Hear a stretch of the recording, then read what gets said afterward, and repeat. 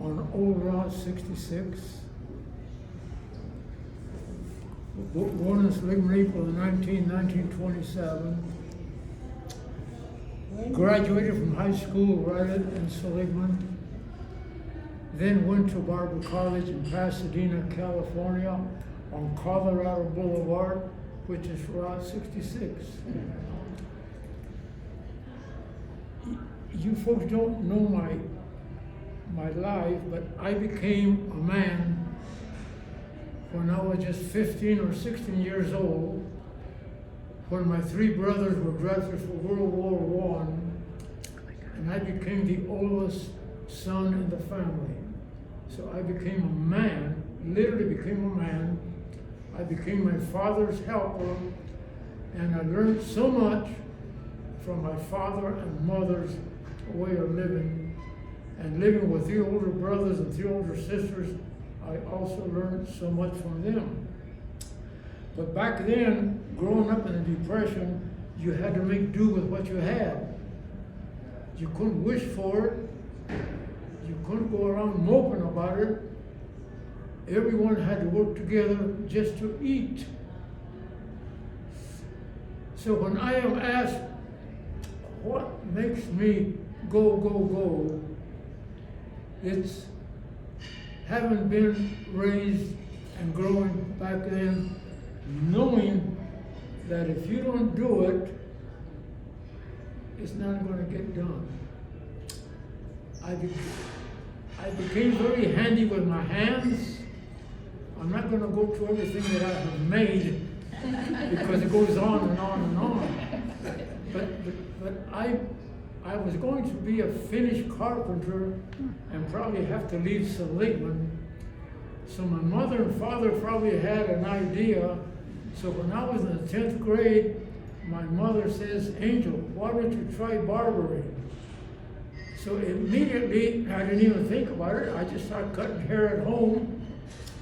My father was a self-taught barber, completely self-taught. He taught himself the barber profession. I went to barber college.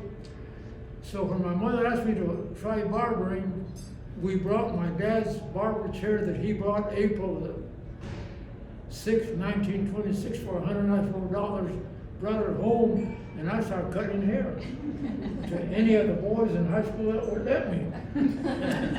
So before I even went to barber college, I thought I was a barber. I'm not going to go into that story. So anyhow, it's a lot of blood. I was born on Old Route 66. Went to barber college in Pasadena on Route 66. Served my apprenticeship in Buenos, Arizona on Route 66. Opened my dad's and mother's old pool hall and barber shop on Old Route 66. Stayed there for 22 years, then moved to the original location where we're at now. Incidentally, my parents went broke when they rerouted the highway Route 66 in front of his business to where it is now. He went broke, and we were going to join the Grapes of Wrath and go to California. Another story. So folks,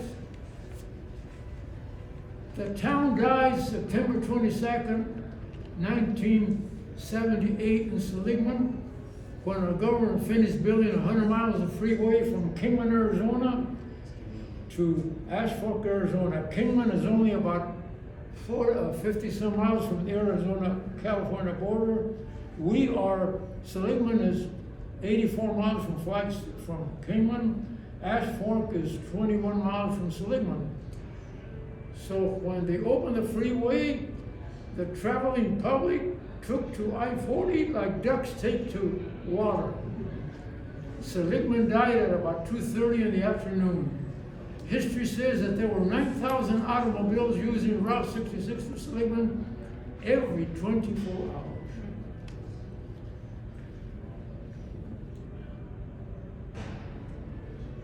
My brains go back to then. It was a sad, sad moment. And for 10 years, no one cared whether we were alive or dead. County officials, state officials, the feds, no one cared. It was not only tough, it was like going back into the Depression. To make matters worse, there wasn't one mileage sign between Flagstaff, Arizona and Ashford, a distance of 50 miles. My brother Juan of the world famous Snow Cap came in to get a haircut one day and he says, Angel, there isn't a, I says, Juan, quit joking with me. You never met Juan, he liked to joke. Yeah. I says, Juan, you don't have to joke with me, I know there's signs. He says, next time you go to Flagstaff, you don't believe me, check it out. Now, one mileage sign to talk about Seligman. So the traveling public were stopping in Williams to gas up, to eat, spend the night. Seligman became dead for 10 long years. But here's what we human beings, most of us don't realize. We don't know what we have until we lose it. And you know where I learned that so much? More than ever? From the traveling public. After we got bypassed, I don't know how soon it was because we were dead for 10 years, a few traveling people began to come back into Seligman. These people were in their late 60s or 70s. They came into our pool hall, which it was a pool hall back then, and 3 pool tables, a jukebox, pinball machine, etc. I was still cutting hair then, naturally. The few that stopped in there, they told me the same thing I heard for years, over and over and over.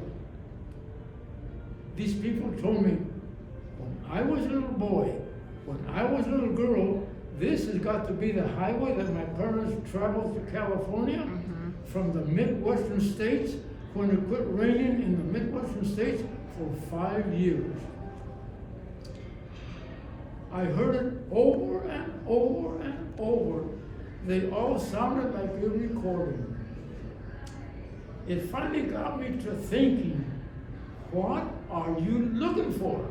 You got what you wanted, a highway that takes you from point A to point B at 75, 80, 90 miles an hour, whatever you get away with.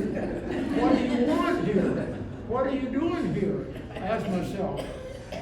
It finally dawned on me they were looking for yesterday. They were looking for America of yesterday. I am not against the conglomerate big businesses, but I have ordered a hamburger in our big businesses, our snow caps and whatever. You put your order in, they give you a piece of paper with a number, and when your order is ready, number 68, you are not an individual, you're a number. In traveling Route 66, you are an individual. We are America of yesterday. Route 66 is more America of yesterday than the big cities, and I have nothing against the big cities. We need them. We need a little bit of everything. But in giving Route 66 its historic rebirth, we take the people back to yesterday. Living today, I was just having a conversation with my wife. We stayed under the porch to get sun. And I was telling my wife, sweetheart, you and I have lived in 2 different worlds. The world that we grew up in, the world we grew up in, and the world today. The world today is beautiful, but not the world of yesterday. Our young boys and girls are not getting the education that they should. They're so busy with a little thing. Oh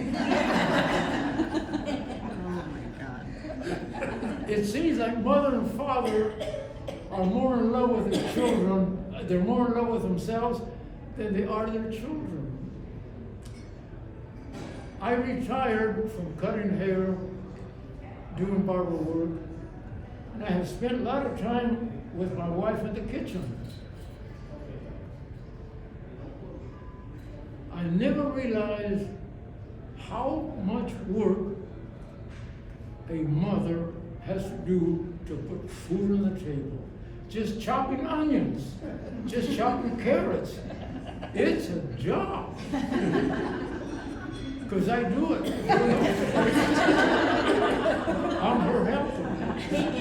So, in giving Route 66 this historic rebirth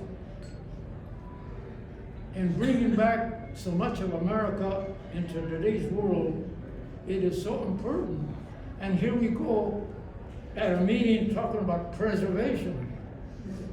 We desperately need to educate our children about yesterday.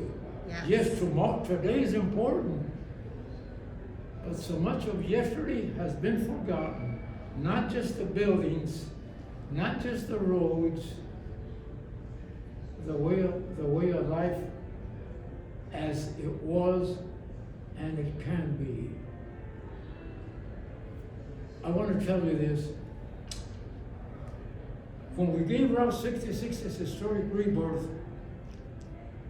people started coming into our place of business. My wife became the first manager of our Vilma and Angels Route 66 gift shop. And if we sold a t-shirt a day, we thought we were doing good. When we sold 3 t-shirts a day, man, we were really uptown. But what I want to tell you about this, we put a little book on the table so the tourists could sign it. And this tells a lot about us. 7 out of the 10 signatures through the day that people signed were international. Yes. This tells me that we in America, the average person, we take our beautiful country for granted. Our country has not been destroyed by wars like Germany has, like France, like other countries. They value that we gave Route 66 a historic rebirth, that we saved it. And they were the ones that were right there supporting us more than the American people. We take our country for granted. Believe me, the average person. So I am so happy to be sitting here in DC at this beautiful, beautiful location with what's going on with this beautiful project. We need this project. America needs to know about preservation. Traveling public have told me, I started traveling from Chicago, Illinois, and you people on Route 66 up to right here in Seligman, you're like one big family. Oh, that's beautiful. And Dad Crystal wanted to mention something. Well, I was thinking, don't you think we should sing the song that we always start every meeting with, Angel? Come on, Angel, let's go. Wow. You can do it. Give him a key. Can I start in? Yes, let's do it. If you ever plan to motor west, travel my highway, the highway that's the best. Get your kicks on Route 66. It winds from Chicago to LA, more than 2,000 miles all the way. Get your kicks on Route 66. Now you go through St. Louis, Joplin, Missouri, and Oklahoma looks mighty pretty, you see. Amarillo, Gallup, New Mexico, Flagstaff, Arizona, don't forget Ramona, Kingman, Barstow, San Bernardino, won't you get hip to this country trip when you make that California trip. Get your kicks on Route 66, including Seligman, Arizona.